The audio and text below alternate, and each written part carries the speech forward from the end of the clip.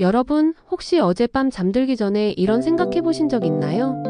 나는 절대 속지 않을 거야. 하지만 제가 오늘 들려드릴 이야기의 주인공도 똑같이 생각했습니다. 김순자 할머니 73세. 40년간 은행에서 일하신 분이에요. 돈 관리에는 누구보다 철저하고 나는 그런 사기에 절대 안 넘어간다고 늘 말씀하시던 분이었죠.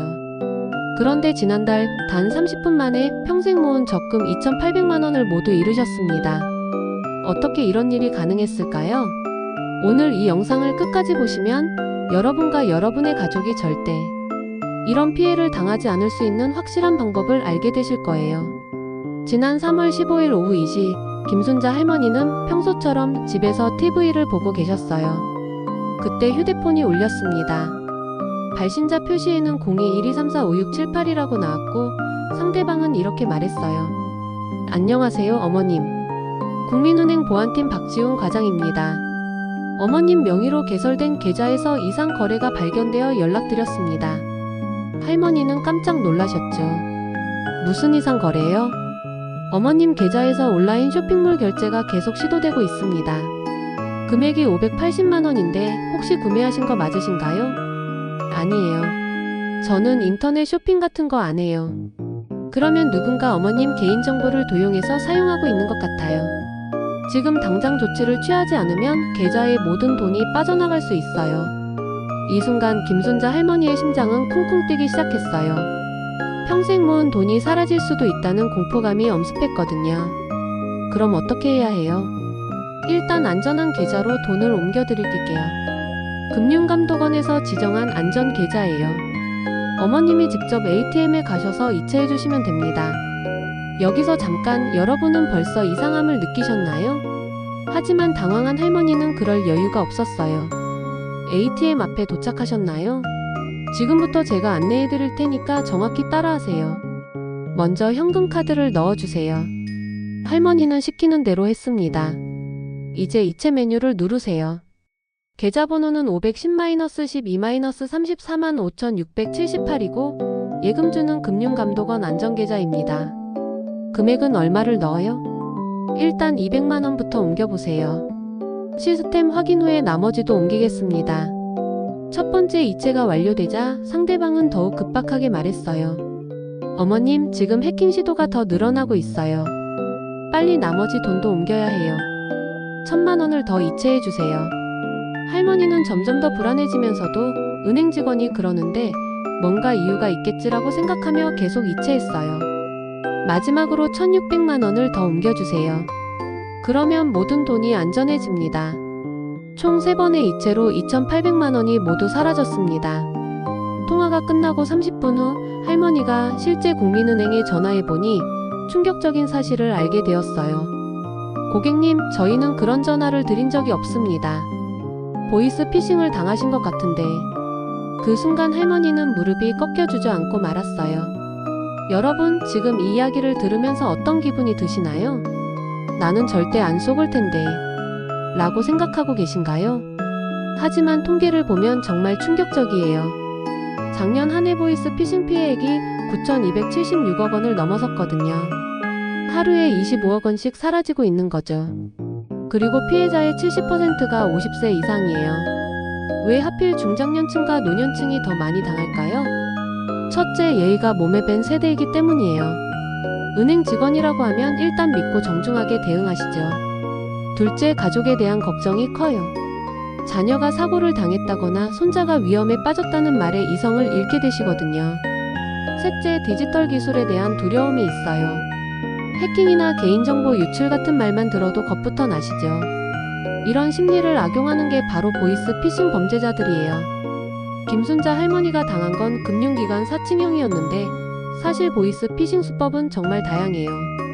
박영소 씨 65세는 검찰청 사칭형에 당했어요. 검찰청 수사관 김철수입니다. 박영수 씨 맞죠? 대개 명의로 개설된 계좌가 보이스 피싱에 사용되고 있어서 수사 중입니다. 네? 저는 그런 거 한 적 없는데요. 그러니까 피해자세요. 지금 검찰청으로 오셔서 조사받으셔야 하는데 코로나 때문에 직접 오기 어려우시죠?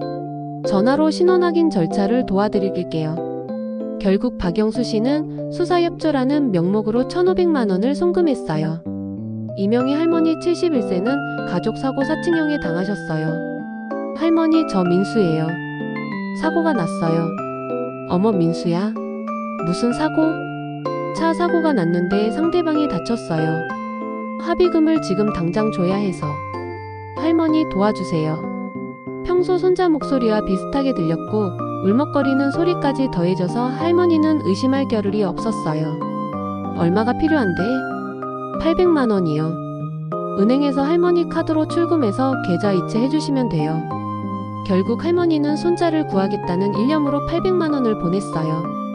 나중에 실제 손자에게 전화해보니 멀쩡히 회사에서 일하고 있더라고요. 여러분, 보이스 피싱의 진짜 무서운 점은 단순히 돈을 잃는 게 끝이 아니라는 거예요. 첫 번째 위험은 정신적 트라우마예요. 김순자 할머니는 사기를 당한 후 3개월 동안 우울증에 시달리셨거든요. 내가 왜 이렇게 바보같이 속았을까라며 자책하시고 전화벨 소리만 들어도 가슴이 두근거리신다고 해요. 두 번째는 가족관계의 악화예요. 자녀들이 어머니가 왜 그렇게 쉽게 속으셨어요? 라며 원망하는 경우가 많거든요. 피해자는 이미 충분히 상처받았는데 가족들마저 등을 돌리면 정말 절망적이죠. 세 번째는 경제적 파탄이에요. 평생 모은 노후 자금을 한순간에 잃으면 남은 인생을 어떻게 살아야 할지 막막해져요. 실제로 보이스 피싱 피해를 당한 후 극단적 선택을 하는 분들도 계셔요. 네 번째는 2차 피해예요. 피해 복구를 도와주겠다며 접근하는 또 다른 사기꾼들이 있거든요. 약해진 마음을 또다시 노리는 거죠. 다섯 번째는 개인정보 유출이에요. 한 번 정보가 새어나가면 계속해서 다른 사기의 타겟이 돼요. 그럼 이제 가장 중요한 부분이죠. 어떻게 하면 보이스 피싱을 피할 수 있는지 알려드릴게요. 황금 원칙 1번, 일단 끊어라. 금융기관이나 수사기관에서 전화가 왔다면 일단 정중히 확인해보고 다시 연락드리겠습니다 라고 하고 끊으세요. 진짜 직원이라면 이해해줄 거고 가짜라면 계속 붙잡으려고 할 거예요. 김순자 할머니 사례로 돌아가서 만약 할머니가 잠깐만요, 제가 직접 은행에 확인해보겠어요 라고 했다면 상대방은 분명히 이렇게 말했을 거예요. 어머님, 지금 1초라도 늦으면 돈이 다 빠져나가요. 확인할 시간이 없어요. 이렇게 조급하게 몰아붙이는 게 바로 사기꾼의 전형적인 수법이에요. 황금 원칙 2번, 직접 확인하라. 전화를 끊은 후에는 반드시 해당 기관의 공식 번호로 직접 전화해보세요. 은행이라면 카드 뒷면에 있는 고객센터 번호로, 경찰청이라면 112로, 검찰청이라면 1301로 전화하세요. 절대 상대방이 알려준 번호로 걸지 마세요. 그 번호도 사기꾼들이 조작한 번호일 수 있거든요. 황금 원칙 3번, 가족에게 알려라. 혼자 판단하지 말고 가족이나 믿을 만한 지인에게 꼭 알리세요. 제3자의 시각에서 보면 사기임을 쉽게 알 수 있거든요. 박영수 씨 경우 만약 부인에게 검찰청에서 전화 왔는데 라고 상의했다면 부인이 여보 그거 사기 아니야? 라고 말렸을 가능성이 높죠. 황금 원칙 4번, 절대 금지 행동들. 이 네 가지는 절대 하지 마세요. 첫째, 전화로 개인정보 알려주지 마세요. 주민번호, 카드번호, 계좌번호, 비밀번호 같은 거요. 둘째, 전화 지시에 따라 ATM 조작하지 마세요. 셋째, 타인명의 계좌로 돈 보내지 마세요. 넷째, 출처 불분명한 앱 설치하지 마세요. 황금 원칙 5번, 의심 신호 파악하기. 이런 말이 나오면 100% 사기라고 생각하세요. 지금 당장 하지 않으면 큰일 나요. 아무에게도 말하지 마세요. 안전한 계좌로 돈을 옮겨드릴게요. 금융감독원에서 지정한 계좌예요. 수사기관에서 비밀 수사 중이에요. 이제 실전 대응법을 상황별로 말씀드릴게요. 상황 1, 금융기관 사칭 전화가 올 때. 은행입니다. 계좌에 이상 거래가. 라고 하면 확인해보고 다시 연락드리겠습니다 라고 하고 전화를 끊으세요. 그 다음에 해당 은행 공식 번호로 직접 전화해서 방금 보안팀에서 전화 왔는데 사실인가요? 라고 문의하시면 돼요.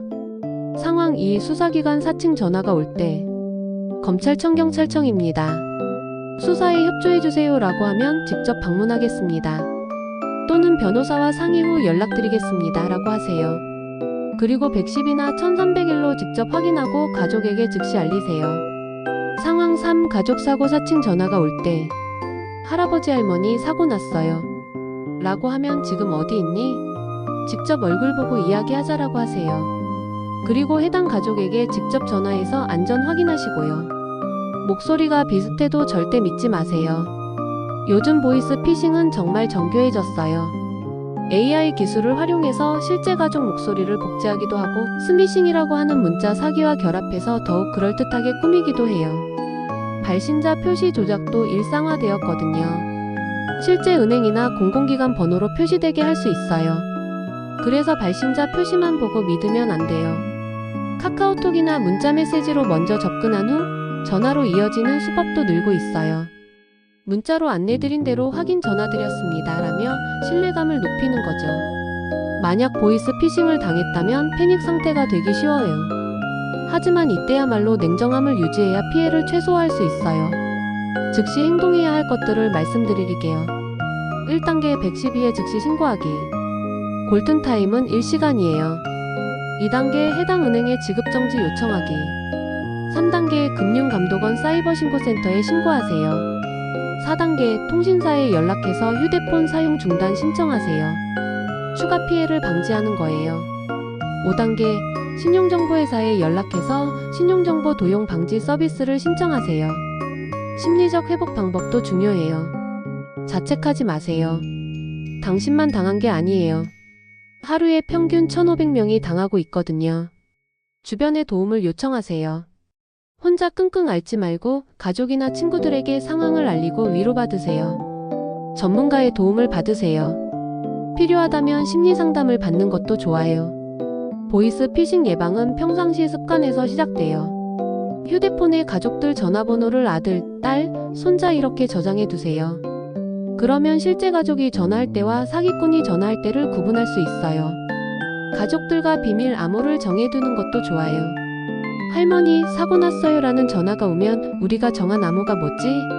라고 물어보시면 돼요. 정기적으로 보이스 피싱 사례를 가족들과 공유하세요.